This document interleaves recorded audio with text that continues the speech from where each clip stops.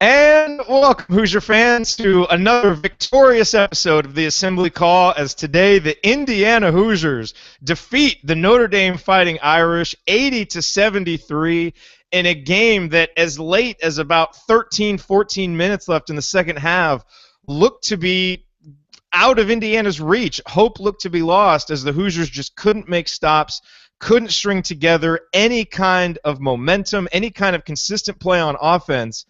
And then seemingly out of nowhere, a 17-2 run to end the game, and the Hoosiers are victorious 80-73 in a game that so many of us came in saying was, if not a must-win, a nearly must-win game for the Hoosiers as we look forward to March, a signature win for the non-conference. Just a great win that in many ways defies logic, which we're going to talk about on today's episode of the Assembly Call. But my goodness, it's nice to have an enthusiastic episode after a big victory like this, and we are happy that you are here joining us. I am your host, Jared Morris, very excited to take you through this episode of the Assembly Call, joined today by my usual co-hosts, Andy Bottoms, Ryan Phillips, and Will DeWitt. And let's get into it. This is going to be a fun one to talk about. You know, the banner moment for me today, we have spent so much time talking about how Indiana under Tom Crean struggles on the road or even on neutral floors, just away from Assembly Hall against good teams, how they don't seem to have the mental and physical toughness in those games to win big. Well, you know how you come back from a 16-point deficit against a good team in the second half? Yes, you have to make shots, and yes, you have to do some things on offense, but you've got to get stops, and you have to rebound. And today, late in the second half, one of the reasons why I am so proud of this team for this victory and this comeback is the way it happened. It's because this team fought, they clawed, they scratched, and they found a way to get themselves extra possessions, and then they were able to convert. But you look just at the numbers and what Indiana was able to do on the offensive glass, and we'll get those exact numbers for you later. But this was a complete flip of the script for a team that too long has not played with the mental and physical toughness that it takes to win in these matchups. Today they did. No, you don't want to get down 16 to good teams. And a lot had to go Indiana's way to get this win, and we'll talk all about that. But ultimately, this was a huge 7-point win for Indiana on a neutral floor against a good team, and that, more than anything, has restored my belief in what this team is capable of. Because I hope what the final 10 minutes of that half did for this team is remind them what they are capable of when they play hard, when they play together, when they battle. Because they did that, and it's what brought them back, and then the guys made the plays at the end to win it. And good Lord, that was a fun, awesome win. All right, that's my banner moment. Let's go around the horn. Let's get some comments from the rest of the crew here. Andy, we will start with you. Your bottoms line on today's IU victory. To be honest, like I tweeted out, I'm not exactly sure how that just happened. So we'll all sort this out together and figure it out. But you know, I did tweet out toward the end of the game that it wasn't a barrage of threes. It wasn't highlight dunks. Which is what IU seems to have become known for and what we've expected from this team, but it was effort, and the effort was embodied by guys like OG Anunoby, in particular Colin Hartman down the stretch. You know, Notre Dame relaxed for a minute. He just drove to the basket, didn't care, and you know, made those free throws, and I thought Robert Johnson played a really good game. I just thought that the game turned around when the team really started to give more effort. And that sounds simple and cliched, but I think that it was true. It really just turned the tide of the game. I mean, defensively, there were still, you know, breakdowns toward the end. They pulled out a little 1-3-1, which seemed to confuse Notre Dame at least a little bit, but it was just effort. You know, Troy tipping balls out for, you know, to try to get rebounds and save the ball, and hustling down the floor to try to block a shot, and just hustle plays and effort like that go a lot longer than the flashy plays that I think this team gets caught up in at times. So to me, that was really the difference in the game, and as best I can tell, that's really what turned it around. You know, maybe upon further reflection, I'll have a different opinion, but I think that was, for me, what really stood out. And Andy, we're working on the ransom to get you captured, or to get you rescued, by the way. Well, I'm in a different location. There's just different lighting. You know, what are you going to do? There's another light in here. I feel like if I turn it on, it's going to look like I'm being interrogated, though, because it's right by my head. I'll give it a shot. We'll see how it goes. Ryan, your rant on today's IU victory. I have to say, our good friend of the show, Dan Dockich, was ripping Thomas Bryant with about 6 minutes left for coming over to the bench after one of his teammates missed an assignment in the zone and left Bryant out to dry guarding two guys at once. Notre Dame got an easy layup, and Bryant came to the sideline and was yelling at people and was saying, he got into it with two coaches. I don't think he was really fighting the two coaches. He was just trying to explain what happened and was fired up and showing that emotion that we like, and you also want him to rein in a little bit. But he was yelling, and Dan Dockich kept saying, a young guy like that needs to just shut up and listen and all this stuff. And I'll tell you what, after that, the team actually played with some heart. I don't know if it's a direct correlation, but everybody else just seemed emotionless throughout this game. Like they were just kind of going through the motions and just, didn't even seem to care what was going on. They were just trying to score points and not defend and things like that. After that, this team played fired up. This team played focused. There was toughness. There was poise. And, Thomas Bryant is the straw that stirs the drink for this team, and he's a freshman. He's not even into his second semester of college, and he's the guy who is showing the emotion. And then he was on the bench after that, and when they started the run, he was the guy who was more fired up and excited than anybody on that bench. And he was the towel waver and your classic, cheerleader from the bench. So I think that we need more of that. Indiana needs more of that emotion if they're going to continue. Because in that last 5 minutes, they played tough. They played with heart. And they played with emotion. Like they were focused and ready to go. And Troy Williams embodied that on the floor with, just getting involved and everything. But don't rip a guy for being emotional. That's what we need. That's what this team needs to win and to move forward. And to sort of, denigrate the kid for getting upset about a bad play. No, that's what you want. You want them to call out his teammates and to call out everybody else and say, I'm not getting embarrassed like that again. Let's focus. And they did, and they won the game after that, going away. It was a 17-18-2 run to end the game. I mean, it was an unbelievable finish.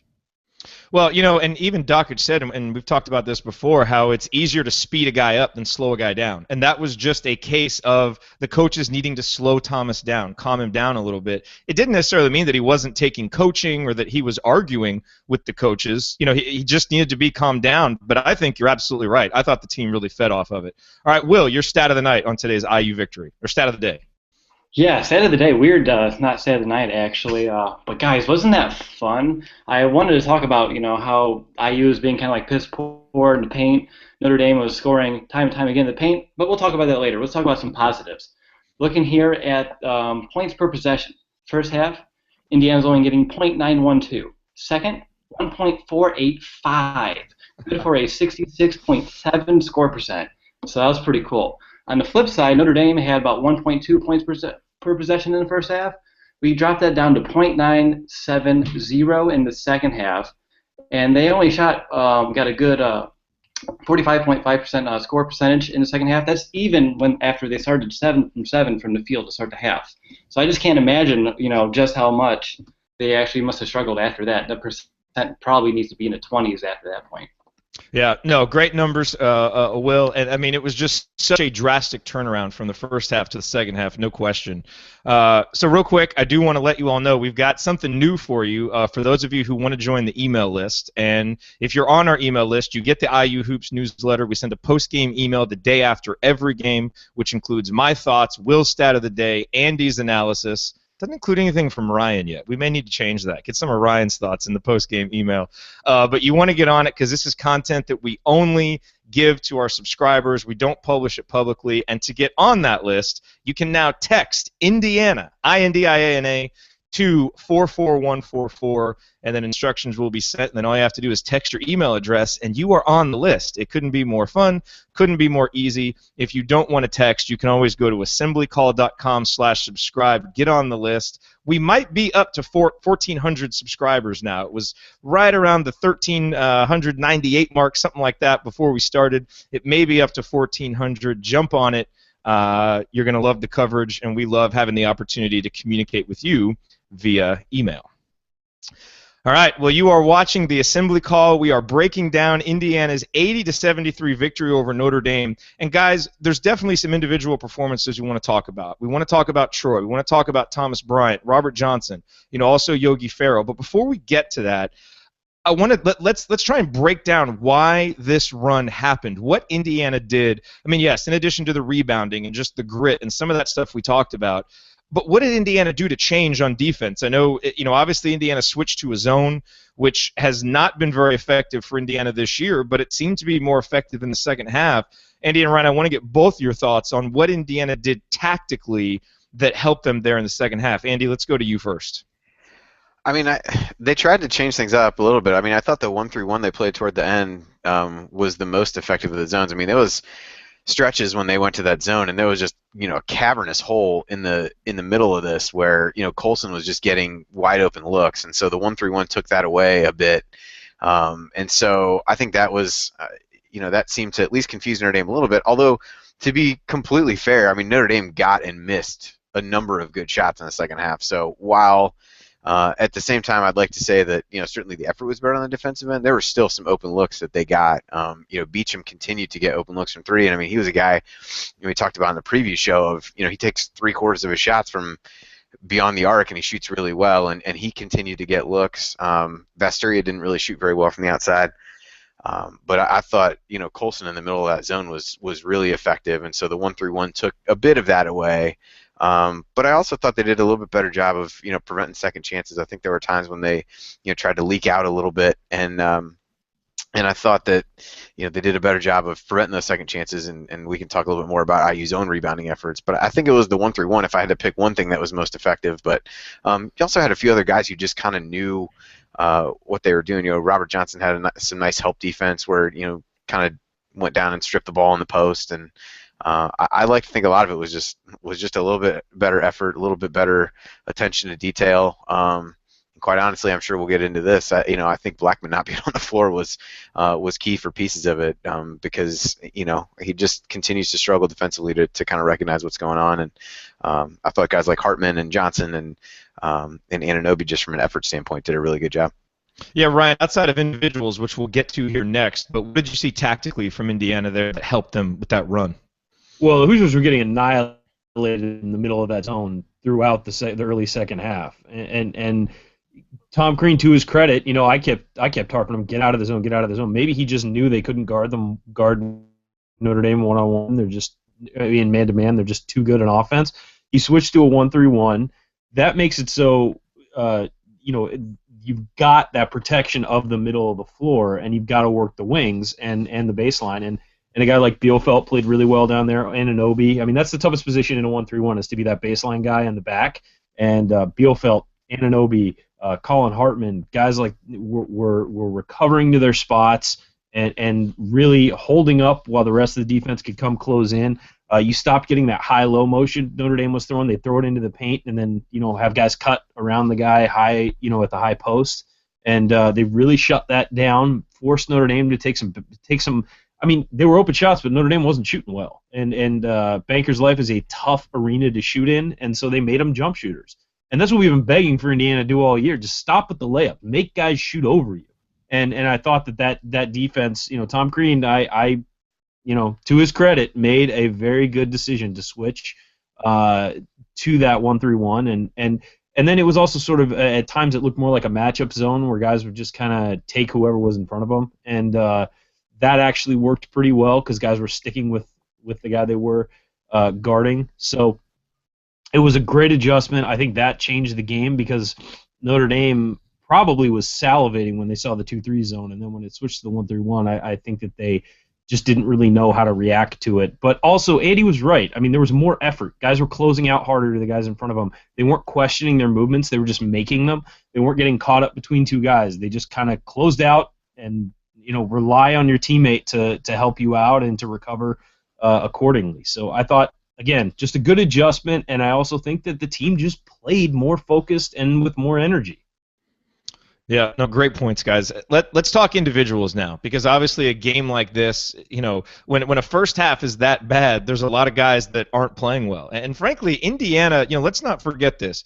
Indiana really did not play well for about 30 minutes in this game. I mean, it was about a 10-minute run there where Indiana played really well, and obviously Notre Dame helped with missing shots, but that, erased a lot of really poor play. And so we don't want to totally overlook that.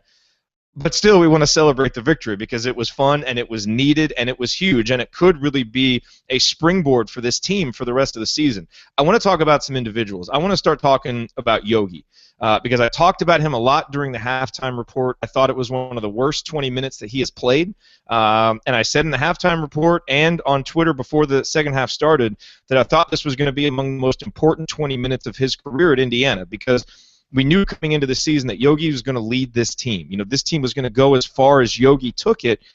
And I thought for most of the second half, Yogi played a lot like he played in the first half. The numbers overall not good for Yogi. He had 8 points. He had 2 assists. He had 4 boards, but 5 turnovers. And some of the turnovers were so lethargic and just so careless. It just wasn't the Yogi that we've come to know, who certainly, while you may question his defense, he typically plays with a lot more pride and effectiveness than that on offense. But I will say this about Yogi. When it came to winning time, he stepped up. The 3 that he made to tie the game at 71 was huge. And let's not forget that when it was 71-71 at the 4-minute mark, there was a timeout, and Indiana came out of that timeout, and I think 3 out of their first 4 possessions were empty. There was a bad drive by Troy. There was a turnover. We were not getting good looks. The only good look we got about the first 4 possessions out of there was when Yogi got fouled and made his 2 free throws. So it was not a vintage performance by Yogi. It was, frankly, not a good performance.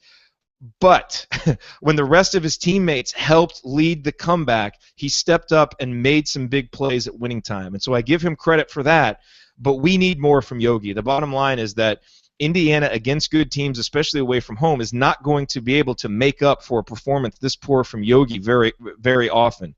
And so he's got to take this, learn from it, be better from it. But without the plays that he made late, Indiana doesn't win this game. So kudos to him for stepping up. But, Yogi, we need more from you, and you're capable of it. Let's see that moving forward. Andy, let me go over to you. I know you want to chime in on Yogi, and then let's talk a little bit about Robert Johnson and Troy. Yeah, I thought I would agree with your assessment of Yogi's first half. It seemed like he was very much caught up in that individual matchup with Demetrius Jackson that we'd all look forward to. And then, ironically, at the end of it all, neither one of them scored in double figures. They both had moments where they played well. Jackson ended up with 5 offensive rebounds and 6 assists, but only 9 points. That 3 you talked about with Yogi was the ultimate, as I tweeted out, the ultimate no, yes shot. You kind of feel him getting ready to take it, but I still think some of the turnovers are concerning from his perspective, but I do think, and Dakich pointed this out, early, he seemed very caught up in, Jackson stuck a mid-range jumper at him on one end, and he tried to go right back at him and lost the ball on the other. So I thought he played a little bit more under control.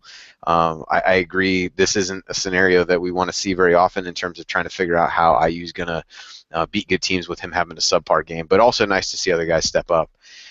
In terms of the other guys stepping up, I'll talk Robert Johnson. I'll let if Ryan and Will want to touch on Troy. We've long championed Robert Johnson since the beginning of the year, and this is one of his better games since then, quite frankly.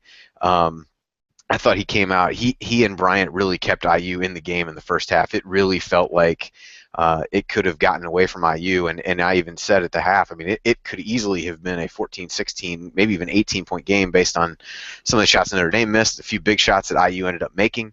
I thought that he really did a great job, and then came in, toward the end, made some, nice defensive plays, and hit 3 threes on the day, ended up with 17 points, no turnovers for him, and I thought just played one of his better all-around games. Did some nice things defensively, forced a couple turnovers, and I just thought he was a good steadying influence. I think this is a view of when we think about him and the 4-year player that he appears to be. I mean, I thought today was just a great glimpse of how good he can be and how important he can be to this team, not as a go-to scorer, not as the number one option, but just as a solid all-around player. Yes, absolutely. Ryan, over to you. Yeah, I thought Robert played a great game, especially in the first half. When he was just keeping things. He was one of the guys who just helped keep things together. I think Bryant was that way too. I just think you can't win this game without what Troy Williams did in the second half, and I think he was sort of my key to the game. I think that the first half was very much a Troy. It was very much a Troy game where the first half was kind of awful, and I think I'm soft pedaling that a little. It was awful. It was awful, and it wound up being a Troy line. He had 18 points, 10 rebounds, two assists, 3 steals, and 4 turnovers. He was 6 of 14 from the field. But the thing is that when the team needed him in the second half, he was all Big Ten Troy, as you have dubbed him. It's sort of good Troy, bad Troy, and in the second half we got good Troy. And the fact that 5 offensive rebounds and, like I said, 2 assists, 3 steals, and you don't expect a guy like him to really be a steal, to get key steals, and he got one late when Notre Dame needed a bucket. He was right there on the help defense to grab a steal, and he made his free throws down the stretch too. And it's so maddening. I mean, you love Troy Williams because he's so exciting to watch and he's so much fun to watch at times, but he also just makes boneheaded plays repeatedly. I mean, we've harped on this forever, but my goodness, for that second half, it's worth all the crap we have to go through with him, with watching him, screw up and dribble the ball off his leg and make boneheaded plays on defense. For that second half, I mean, that was beautiful. That was absolutely beautiful, and he was an attacking force offensively, and he was where he was supposed to be defensively. He made hustle plays coming back after a turnover. He came back down and forced a block or forced a missed shot by Colson, and just I don't know. I don't know the key to harnessing that second half. I think that I'd be getting paid a lot of money if I could figure out how to harness good Troy, but clearly that's not the case. But for all the garbage we deal with, it's really exciting to watch him play when he's on fire like that. Yeah, Ryan. I mean, you're talking about his second half. I mean, 16 of his 18 points came there in that second half. 5 from 8 from the field, 6 of 7 from the line, 4 rebounds. I mean, again, like you said, even though that first half was atrocious and pretty much made us want to cover our eyes when he had the ball, at least in the second half, like you even said, and he kind of was all Big Ten Troy. Like, it was everything we needed. He provided the spark that we needed. And when he had the ball in his hands, he was deadly. He was the leading scorer by far. I mean, other than that, it was Hartman with 9. I mean, no one else had double digits in the second half. So that was a lot on Troy Williams to keep us in that game, especially until that second half push that we got towards the end there. I also want to talk about a little bit Thomas Bryant. I mean, I thought he did pretty well today, considering the length and the tallness that he had to go up against, especially with a guy of such prowess like Augustine. I thought he did well. He had 5 rebounds today. Against Duke, he didn't have any. So, I mean, that's progress. I thought he did well. I mean, he was fouled pretty hard in that technical, as we all saw. That flagrant, I apologize. But, he was able to take that, use it as a spark, use it as a turning point, and he did. And I thought he did a great job all around with just kind of progressing, like you said, Doc just kind of ripping on him. And I don't get why, but I'm fine with it if that's what it takes to turn it around. Boy, it really was an impressive performance by Thomas Bryant. And we came in, I did a pregame show and talked about how one of the reasons why Notre Dame would win this game is the clear advantage they had in that Zach August-Thomas Bryant matchup. And when you look at the final numbers, August had 12 points and 7 rebounds. Bryant had 10 points, 5 boards, 3 of them were offensive. That matchup was pretty close to a draw. Now, obviously, Bonzie Colson, had 24 points and 9 boards, the latest player to have a career day against Indiana. But, I mean, Thomas really came through, his enthusiasm, his fight. I mean, I was really proud of how he played, especially early when so many of his teammates looked lethargic, and he's still fighting and still battling, and that was so nice to see. I've been worried that we're going to ruin Thomas, all of his enthusiasm, and he's just such a ball of energy, which needs to be harnessed, no question. But, it's almost like he just kept fighting and kept coming. And then, Robert Johnson, continued. Then Troy was like, all right, well, let me keep going. And then a couple other guys added on to that. And, and let's talk about a couple of those guys were Colin Hartman and OG Anunoby, who, again, OG, look at his stat line, only 2 points, but I'm looking here at some of the post-game commentary from, our friends in the media who were there in the post-game, and Troy Williams said that OG's dunk was the play of the game. It got everybody going, and it was huge. And OG had 4 offensive rebounds, yet again, coming in battling. Watch OG. He plays low, and he really tries to be in the right spot. So it's no coincidence when good things happen, because in a lot of sports, when you play low and you work hard to be in the right spot, good things are going to happen. And I thought he was terrific, and I thought also Colin Hartman was as well. And Andy, I want to get your thoughts on Hartman, who, a lot of times you can't tell Hartman's contributions from the box score. And frankly, he's been up and down some this year, where sometimes he hasn't played as well as we saw him play last year. But today, it jumps off the box score. 9 points, 4 boards, 2 of them offensive, and 3 assists.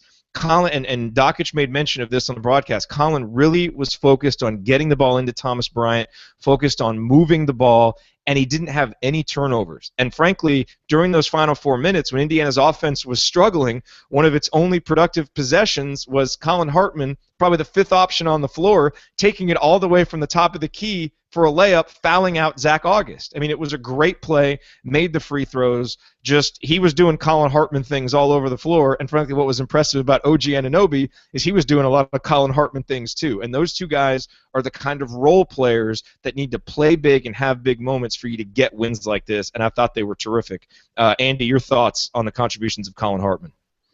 Yeah, when it was, I tweeted during the end of the game. I mean, there was a lot of Colin Hartman things. I don't feel like we've talked about that very much over the course of the year. We talked about it a lot last year, but I think Will just said all 9 of his points came in the second half.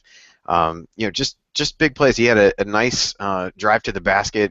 That was the thing that was interesting, where a few of his plays were, more on drives to the baskets, as opposed to shooting threes as we've seen him do. I thought he wasn't afraid to put the ball on the floor, and in that big play when he fouled out August, it just kind of like, they're running handoffs out there, and it seemed like Notre Dame got caught a little bit flat-footed, I think, thinking that he's not going to turn the corner and go toward the hoop, and he saw the opening and he took it, and it was a huge play. And August complained a little bit about it, but he kind of shoved him in the stomach and in the chest. So was a good call, stepped up and made the free throws, and free throw shooting, something we haven't touched on too much yet, but that IU really struggled from the line in the first half, and I think other than a miss from Robert Johnson late, I think they were 7 out of 8 down the stretch from the free throw line, with Yogi hitting 2 and Hartman making a couple and Troy making both of his. I thought that was huge, right? Hartman just did all those little things, and on a team that can play way too fast at times and play at this frenetic pace, sometimes by design and sometimes not, he's a steadying influence because he knows where he's supposed to be on the court no matter which end of the floor it is, and I think he does a good job of settling guys down. He never seems to be going too fast, and even when he's not making shots and hasn't played maybe as well as we'd all hoped earlier in the season, it's not a result of him playing too fast and being careless with the basketball. So I think that's really his ultimate role on the team, and I thought he was fantastic. And I think when we start to figure out what role he belongs in, we talked so much about this last year, that he was playing an awful lot of minutes coming back from that knee injury, and could he really sustain it? And in a game like today, I haven't seen the final minutes yet, but he probably played 16, 18, 20 minutes, and I think that's probably a sweet spot for him.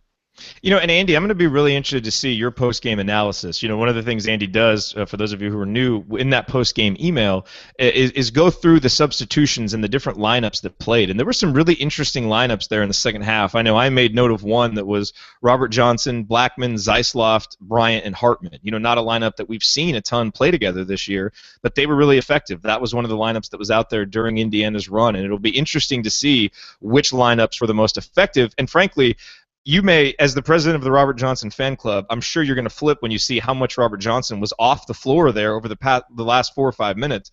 I couldn't understand it, but at least Indiana won, and so we don't have to get too upset about that. Will, real quick, you got a good stat. Why don't you bring that in? Sure. According to Mike Miller, after falling down 16 points, IU outscored Notre Dame 40-17, which is the largest comeback in the Crean era. Watch out, guys. Huge. I mean, and again, going all the way back to the banner moment, being able to come back like that, to keep fighting and then be able to finish the job. It's not just offense. It took defense. It took toughness, rebounding, and it was just a great performance by Indiana. All right, Ryan, you specifically asked to not talk about James Blackman Jr. in our chat, which is why we're going to kick it over to you for James Blackman Jr. here in just a second, because we need to break him down too. Do want to let everybody know the Assembly Call is a listener-supported broadcast. We greatly appreciate all of the support that you guys have given us. In fact, we had a couple more donations come in today, which is so appreciated.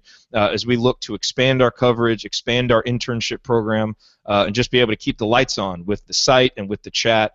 So all of the contributions that you all make are so much appreciated. And you can go to assemblycall.com/support. There are several different ways, from donating to using affiliate links, that you can help support the show. And so if you are interested, that's the site to go to. That's the page, assemblycall.com/support. Thank you. All right, well, this is the Assembly Call. We're breaking down Indiana's 80-73 victory over Notre Dame. We've been handing out some plaudits to some individual players who played very well. You know, one guy who has certainly been a hot-button guy for Indiana fans is James Blackman Jr. Who he was on the pregame show with Fish talking about how one of the big things he wanted to improve was his defense. And I thought there were some times when he seemed to be out there playing hard and moving, but the indelible image for me from this game, when you think about James Blackman Jr., and I'm not sure it's totally his fault, but it's from the first half when Indiana was trying to switch their defenses in the middle of a possession. Notre Dame had located a wide-open three-point shooter on the right wing, and you see James Blackman Jr. running the other way. Ryan Cross actually tweeted out a GIF of this, and I'm sure it'll be in his film session. I mean, it was just, if that didn't signify Indiana's defense running away from a wide-open shooter, I don't know what did. And we talked about how, James just really didn't play very well in the second half, and yet he was still on the floor for a lot of it and made a big three, had a couple of big plays there at the end, that Indiana needed, but should have even been on the floor anyway if defense, is supposed to account for so much playing time. But, Ryan, I want to get your thoughts, because I know that you were frustrated with what you saw out of Blackman today. Yeah, I mean, it's the same thing we see. I mean, James Blackman Jr. is fully capable of playing good defense. He's not unathletic. He's not slow. He doesn't have bad lateral movement. I mean, those are the keys to playing good defense: is being able to move laterally, being athletic, and being focused. The key for him is that last one. It's focus. He just doesn't. It's almost like he grew up not caring about defense, or that he was so good physically that he could guard anyone, and now it's almost like he doesn't have to improve. You have to continually keep improving to play good defense as you move up to the college level, to the pro level. You need to constantly be working on yourself in that aspect, and it just doesn't seem like he is plugged into that. Offensively, it felt, and I'll give, as we said, friend of the show, Dan Dakich, credit for saying that Blackman at times looked like he was just out to get his own. And he was 3 of 11 from the field today, and a lot of those were bad shots. I will give him credit, though. I mean, he did have 8 rebounds, and some of them were emphatic defensive rebounds late that really helped us seal the game. But he also had 3 offensive boards, and we've seen him get better at crashing the offensive glass this year, especially after his own misses. But he finished with 11 points and 8 rebounds, and he hit, as you said, a couple of big threes that really helped Indiana during the comeback. But at the same time, if you're giving up so much defensively, it really doesn't matter how much you're pouring in on the offensive end. The kid is so talented, and you just want him to step up and want him to play on both ends of the floor and not be a one-way player and a swinging gate on the defensive end. So it is frustrating, because you know his talent level and you know how good he can be and how good he could be if that light just went on defensively. And again, today we saw it's just not there, and he's just not playing good defense, and he's not playing Division I level basketball defense, let alone All-American or All-Big Ten defense, which is what he's clearly capable of physically. And I think from my perspective, I would echo the comments on defense and even some of the shot selection. I mean, there were just times, Notre Dame did a good job for large portions of this game where they really slowed IU down offensively. And I know tempo is one of the things that we looked at coming into this game, and the ball just stalled when it was in his hands on the offensive end, and it just devolved into him trying to figure out where he could get a shot. I think that, it's one thing for him to play poorly on the defensive end, which we've seen, but I thought there were long stretches where he really just didn't seem in the flow of the offense either, and it was one of those, and he seemed to be the perfect example and kind of the focal point for anybody that I was looking at on Twitter during the game in terms of the accountability, those kinds of discussions that have come up. And I know I said the same thing. I mean, if you aren't going to put somebody on the bench for lack of effort, lack of attention to detail, lack of focus, as Ryan said, if you aren't going to put him on the bench for that, then you're never going to put anybody on the bench. And he did eventually go out, but it wasn't really immediately after bad plays. There's that sequence where he made a bad pass and then he comes down, Yogi throws him the ball, he's not even looking. It was stunning to me to watch, and it's I think we were all probably teed up to talk about that kind of thing coming on here right out of the chute, probably down to about the 5-minute mark of the game, and I think that it's easy to let some of that get lost after a great comeback. But I think that was, as troubling as his performance was to me, I think that component of it was troubling as well because, again, we've kind of talked about this, the bench is a motivator and all those kinds of things, and you certainly didn't see that today. And I just think that he's fallen into some really, really bad habits that I'm not sure how you fix if you're not taking him out of the game and talking through that with him. But I agree, he was helpful on the rebounding side, but definitely one of his worst games of the season, all around. And I thought something we really are going to have to track going forward because, as you said, Jared, I was really clamoring for Johnson to be in the game toward the end, not only because I'm the president of the fan club, but also because he'd taken good care of the ball, he had shot the ball well, and he's a far superior defender. So at that point, it just didn't really make a lot of sense. So we'll be interested to see, kind of watch that going forward. But I think that's something that is going to continue to come up with this team. If we see performances like that kind of just happen, and there seem to be no real repercussions. Yeah, Andy, you bring up such a good point that, this comeback, it did, and we talked about this earlier, that it erased some really bad moments from earlier. I mean, I've got so many just plays here on my chart or in my notes that I wanted to talk about. For example, early in the second half, Troy was doing a lot really well, but you remember that moment where he flew in for this, it would have been an incredible offensive rebound putback, but he tried to make it a spectacular dunk where if he just goes up and puts it in instead of trying to be pretty about it, it's 2 points, it's more momentum for Indiana. Instead, he misses it. Notre Dame goes to the other end. They're unselfish, make 2 passes, get a wide open layup, right? That's one example. Another one, there's an 8-0 run. And Will, you mentioned this earlier, the big foul by Colson on Thomas Bryant. We're really starting to get momentum. That 8-0 run, Bryant makes the free throws. We've got the ball, on our baseline, and James Blackman Jr. just throws the most lazy pass right into the Notre Dame guys' hands, and they go right back on a big run. And it was like that for about 10 minutes there in the second half, where we'd go on a 4-0 run, it looked like we had momentum, and then we would shoot ourselves in the foot with a turnover, or giving up a rebound, or giving up a layup. I mean, gee whiz, the end of this first half was just, a turnstile to the basket.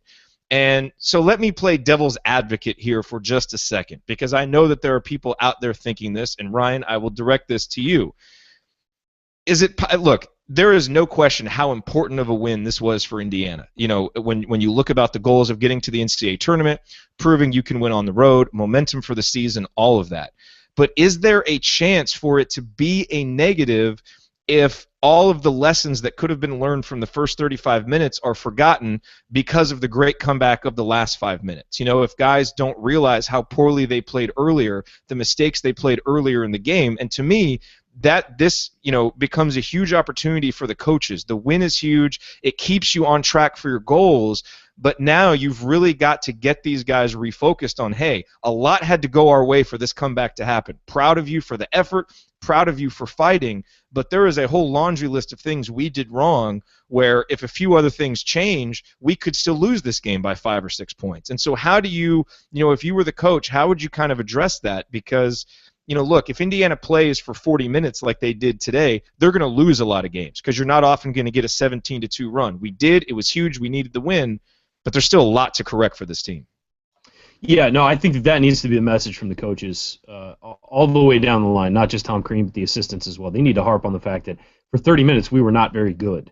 And, yes, we came together, and that was toughness, and we're proud of you for bringing it together and making it happen down the stretch and winning the game. But, again, there was so much that went wrong early. And you hope that this team emotionally grew from this game and became a more mature team, as we saw them react to, okay, we're getting punched in the mouth, let's turn it around and give it right back to them. But yeah, the message has to be that there was a lot of problems early on, and we can't play like that for 30 minutes against a a top-tier Big Ten team and expect to be back in the game. I mean, let's remember Notre Dame is a good team, and I think by the end of the year they'll be ranked and they will be playing well. But they're another unranked team who's been up and down a little bit this year who doesn't play defense. So this is a great non-conference win, and you feel good about that. But you've also got to realize, okay, we weren't playing Duke here. We weren't playing a top 10 team. We didn't make this comeback against Kentucky. This was a team with flaws that we beat because we made them fall apart down the stretch. So I think you've got to let them feel good about the win and come together as that, like, hey, when we work together, when we play like this, we can beat anybody. But then, yeah, you got to start breaking down the film and say that first 30 minutes was awful, and we need to correct the mistakes there and make sure that last 10 minutes is what happens and wasn't the aberration, and that 30 minutes we make that a part of our past, not what's going to happen in the future. So it's about managing, the emotion of this win. Do not let that last 10 minutes erase the first 30. You won. That's great. We're excited. Now let's go break down the film and figure out how we can make it so we're not down 16 and need to have a massive comeback. Yeah. Hey, Andy, interesting note here that Brian posted in our chat. And if you go to assemblycall.com/live, you'll see the chat right over there on the right side. Apparently, Robert Johnson's ankle tightened up some in the second half, and that's why he wasn't out there some. So that at least explains what otherwise was kind of inexplicable for not having him on the floor. So, Brian, thanks for pointing that out. I appreciate it. We got the rebounding numbers are interesting, Andy, and I want you to jump in and analyze this because, again, it's funny how you have these predictions, you think you study the teams, you think you know how the game's going to go, and then it just doesn't really go like that. All the reasons why I thought Notre Dame would win, ended up not being reasons, and one of them was rebounding. And frankly, Indiana did a really good job on the offensive glass, which can be expected because Indiana's been good on the offensive glass coming in. But they also did a good job on the defensive glass. You want to let us know real quick about the numbers, and what do you think it was that Indiana was able to do to make that what looked like it would be a negative turn into a positive?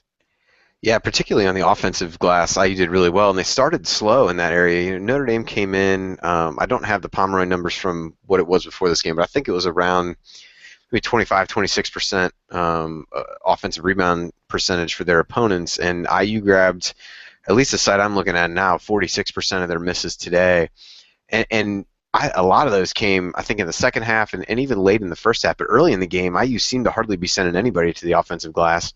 There tended to be four bodies on Notre Dame around the rim after a shot was missed, and nobody there from IU to go get it. And I thought, effort level of guys like Troy and OG that we talked about before, they did a really nice job. I mean, there's a lot of guys with at least a couple offensive rebounds. Hartman had 2, Blackman had 2, Bryant had 3.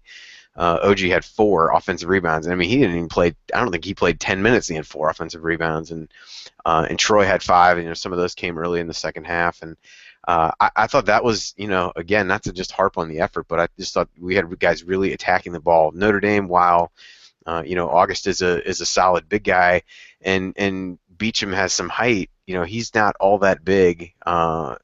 From just a size standpoint. And so I thought, they're really able to take advantage of some of that. Notre Dame's got a lot of guys in that, 6'5", 6'6", 6'7" range, but not, but I thought IU did a good job of taking advantage of that. And then on the defensive glass, not really an area that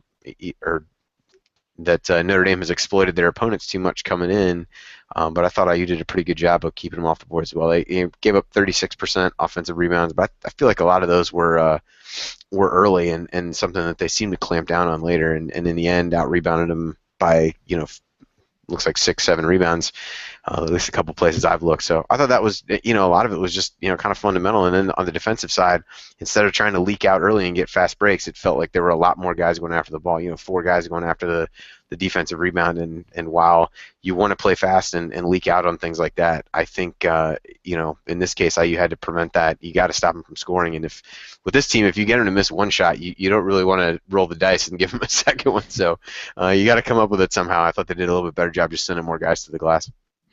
Ryan, we got a really interesting question here from our chat, and it's from someone who calls themselves Calvert's Pull-Up. And, hey, you know how to get a question read on the air of the assembly call, because we love us some Calvert Chaney.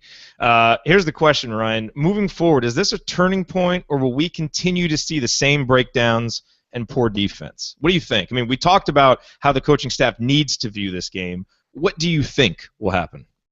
Well, that's the $64,000 question. Honestly, is if or when will this team turn the corner? I honestly don't know, because at times it looks like the Creighton game, perfect example. Earlier this year, team played a phenomenal all-around game, defensively engaged, really played well on offense, all that stuff. Looked like, hey, you know what? Against a quality opponent, really turned it around. Looked like they're heading in the right direction.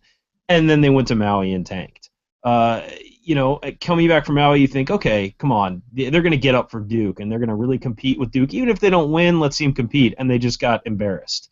So honestly, I don't know. I mean, that's the thing. I don't know. You want to say yes, but we may not know for a month into Big Ten season whether or not this team has learned anything because of the schedule, which is, hey, a positive, because they get an easy road to rack up some wins and maybe build some confidence. But at the same time, every time we think this team has turned a corner, they take 2 steps back. So what do I think?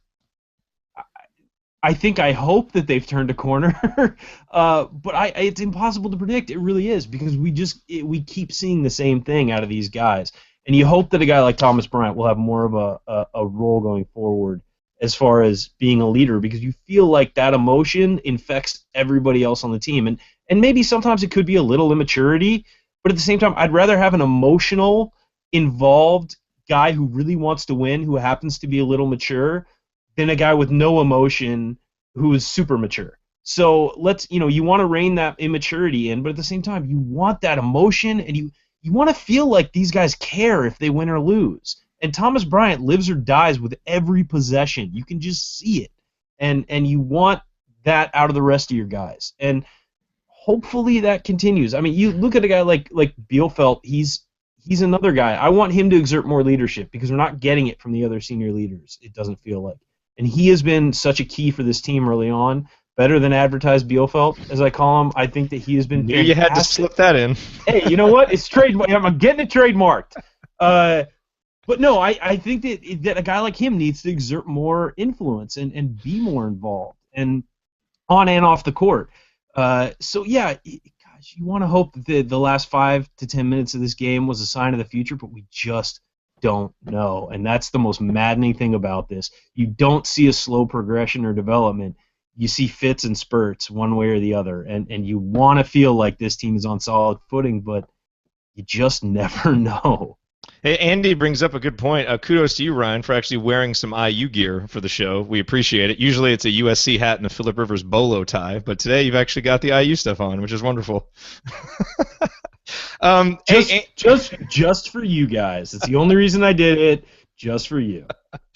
So, Ryan, you do bring up a good point about, the frustrating thing with this program is that literally, as soon as something good happens, you start expecting, oh crap, what's going to happen bad now?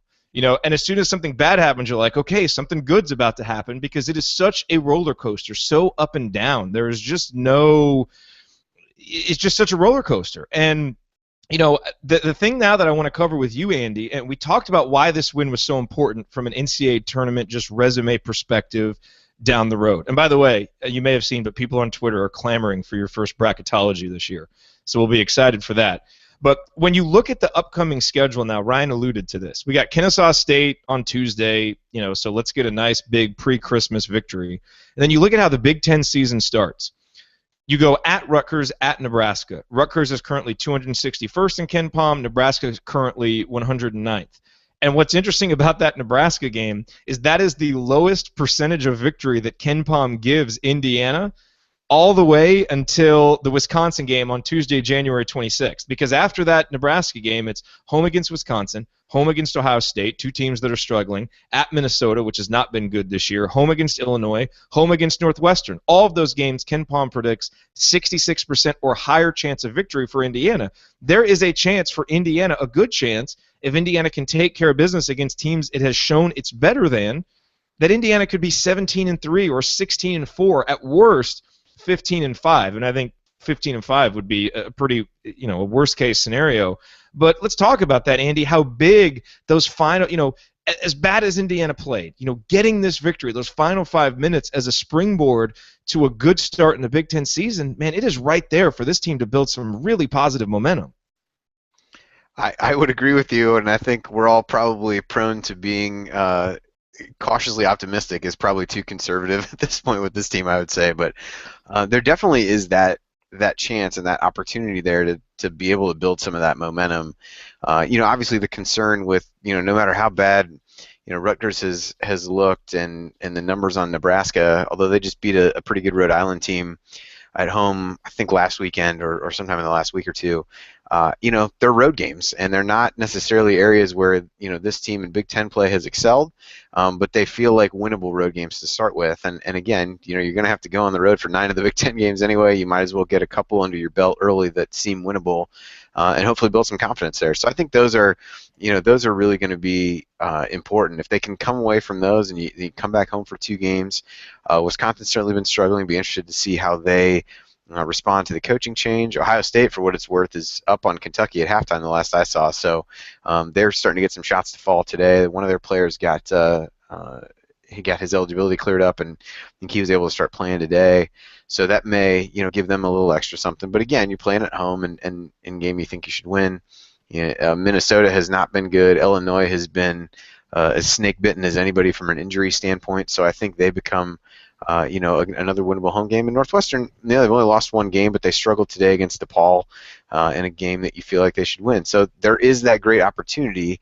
By the same token, I go back to what Ryan said about how great we felt about the team after Creighton, which was while a lesser opponent, was a more complete performance than this one was, certainly. And so you just hope that this really does serve as that springboard, and you start to see this. But I think any and all IU fans at this point are taking a wait-and-see approach, but things do line up well for this team to really start to gain some momentum after that game, and hopefully start to build some confidence and start to see some of these issues that we've talked about so often cleaned up on a more consistent basis against consistently better competition. Because whatever we think about how some of these Big Ten teams are, they're a huge step up from the majority of the competition that we've seen over the course of the non-conference schedule. Yeah, great points, Andy. And it's totally fair to be really, really excited about this win, because there's so much to be excited for. And frankly, as a fan, if you're not just blown away with excitement after a comeback like that and the team winning and seeing the guys hugging each other after the game,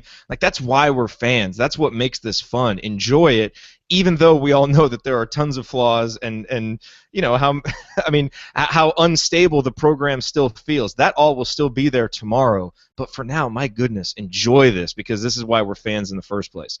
All right, we're going to go to last call next, which is all of our final thoughts. I do want to offer up one more quick reminder to everybody to make sure that you get on our email list. If you are not already, we will have an outstanding analysis for you of this game. Really, really interested to see Andy's analysis of this one, especially the lineups that were used in the second half during that run. And seeing Andy usually does a key run where he analyzes the key run of the game, and so it'll be really interesting, Andy, to see your analysis of the key run that brought Indiana back. There are 2 easy ways to do it. You can go to assemblycall.com/subscribe, enter your email address right there, or if you're on a mobile device, text Indiana, INDIANA, to 44144. Then there will be a message. You just reply with your email address, and you are on the email list. You don't even have to confirm it via email. Just enter it, and you are good to go. All right, everybody, you are watching or listening to the Assembly Call. We are breaking down Indiana's exciting 80-73 victory over Notre Dame. It was thrilling. It was frustrating. It was ridiculous. It was everything that we've come to know, love, and loathe about Indiana basketball over these last couple of years, all rolled up into one game. This was we talked about how it was the full Troy Williams experience. It was the full Indiana experience today. Let's go to last call. Let's get some final thoughts. And Will, we're going to start with you, and a quick plug for you. And Will, obviously, you started with the show last year as an intern, currently a junior at Indiana. And you came to me a couple days ago and asked if you could write game stories on these IU victories, and so we added a new section to the site, Final Call, where you are writing a recap of every IU game.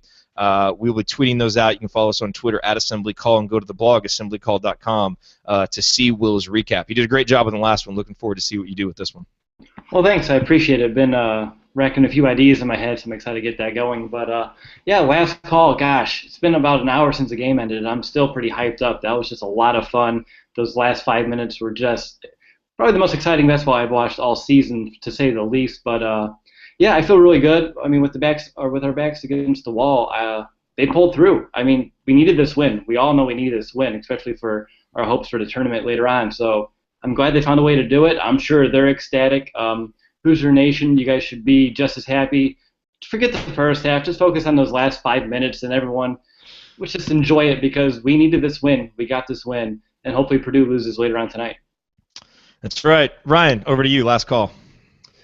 Yeah, I think the key is just to remember that this team needed this win, and it got it. It wasn't pretty at times. In fact, it was downright disgusting.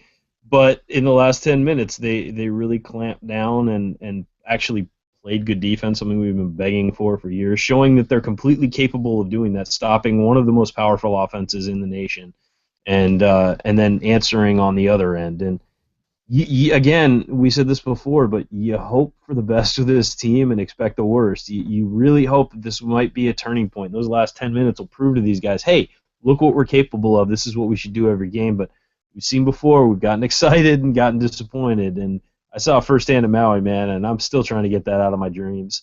That was just right when they're at their highest, they just sink to their lowest. So let's hope this team builds off of this instead of just kind of letting it go and that it's actually a stepping stone to a great season as opposed to just another flashy performance that winds up not really meaning a whole lot. Mr. Bottoms, last call. Well, I was thinking in my head about, how I wanted to frame this up, and I talked about, this was kind of a, season at a crossroads type moment, and even kind of at a crossroads within the game. And then I felt really lame because this was part of the Crossroads Classic. So unintentional usage of that. But I mean, I really do feel like that's, what this game was. And even, within the game, it felt like, this was a chance for this team to just lay down and let another game slip away. I know Zach Osterman sent something out that it felt a little bit reminiscent of the UNLV game where they played really hard to come back. They got it tied up, but they never got over the hump and they never took the lead. And so I thought that was a really important moment. And I think that it kind of brings you to another one, quite honestly, where now we figure out, well, is this really were the last 5 minutes of this game the wake up call that these guys needed to figure out how they need to and want to play over the next part of the season, and I think that will remain to be seen. I don't think we're going to learn that on Tuesday against Kennesaw State, but perhaps when the Big Ten starts, it becomes a little bit easier to tell. So it's interesting because you think about some of these other seasons. I know we harken back to this a lot when we talk about when we first started doing the show, during the Zeller and those teams, and that NC State game seemed like such a big turning point for that team, where they went on the road and in a true road environment, and they managed to pull out a game that it didn't seem like they were going to win. And for as much as we've talked about that, we haven't really had those moments. And so in my heart, I want to hope that this is that moment for this team, and they start to get it, and the light bulb comes on, and they move forward.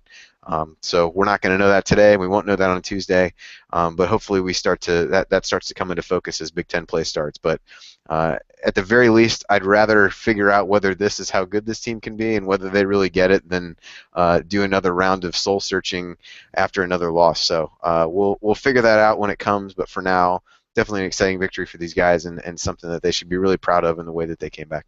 Yeah, boy, Andy, you took the words right out of my mouth there with that NC State comparison. And kudos to Carlos, who's in our chat, for pointing that out as well.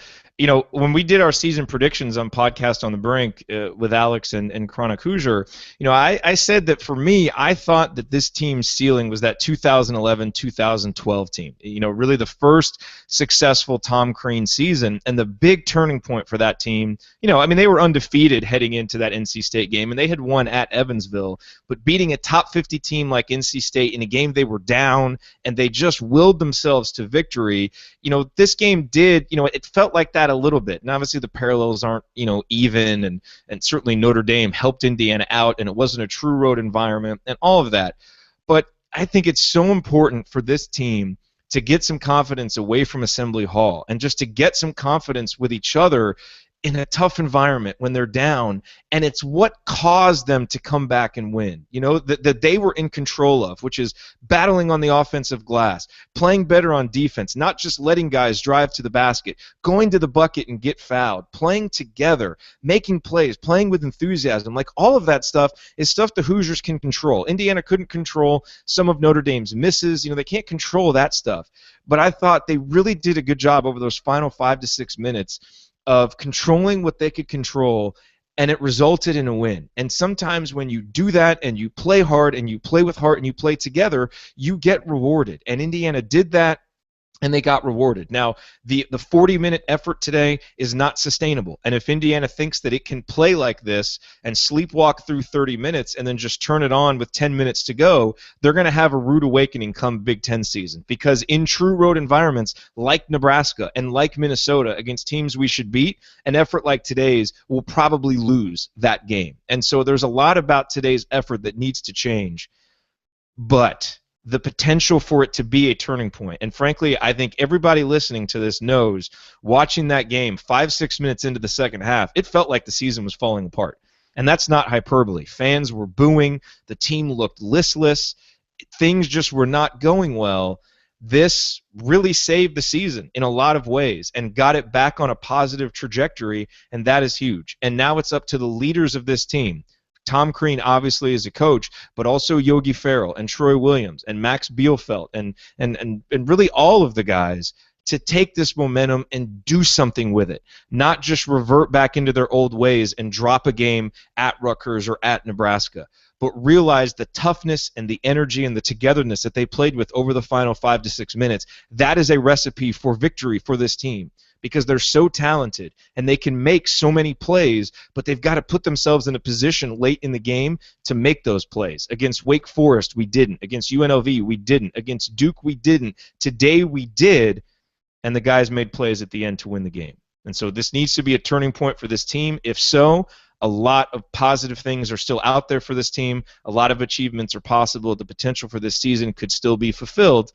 But Ryan, as you said, something good happens, you kind of expect the worst. For now, with Christmas coming up and the holidays are going to be here, let's find the positive. Let's enjoy this win, this comeback, this 40-17 run, the biggest comeback of the Tom Crean era.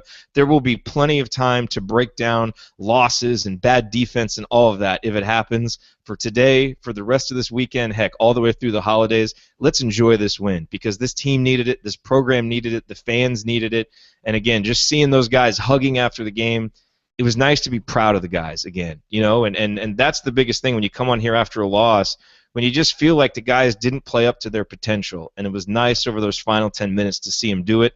Let's hope they can carry it forward, and if they do, there will be many, many fun, victorious episodes of the Assembly Call in our future, and many fun victories in this team's future. Not just fun, but meaningful victories as well. Well, thank you all very much for watching us live on this edition of the Assembly Call. We appreciate it, and if you are listening right now, we greatly appreciate you too. One more reminder, text Indiana to 44144, go to assemblycall.com/subscribe.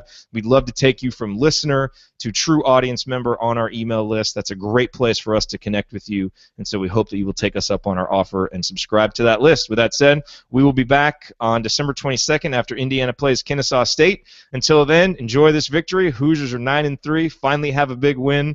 Way to go, Hoosiers. We'll talk to you soon.